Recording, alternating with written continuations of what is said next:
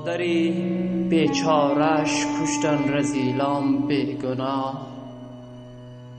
ای خدا بر طفل نوزادش توی پشت و پناه.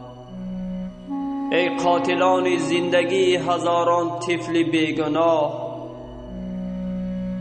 ای نامردترین مردان خائن و زنسیرت.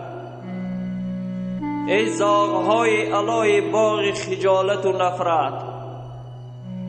شما بی ناموسترین انسان هایید. ناموس مردانگی در وجود شما نمانده است.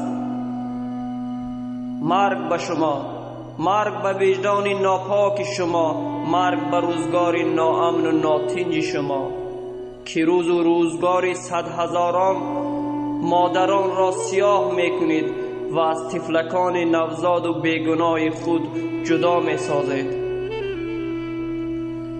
مادری که امروز از طفل جدا نمودید و به قتل رسانیدید و کودک نوزاد او را زخمی نمودید، مگر این کار مردانگی بود؟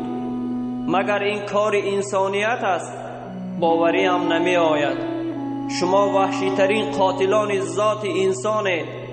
خاک بر سر شما بر این انسان ها که در ماه شریف رمضان این کارهای غلیظ و افلاس خود را پیشه می کنید.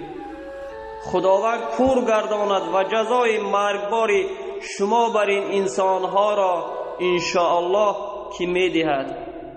مرگ به فاسقان، مرگ به خائنان ملت مسلمان، مرگ به دشمنان دین اسلام و مرگ به طالبان دولت همسایه. لعنت به ذات پست مادرکش و لعنت به خائنان طفلکان بیگناه.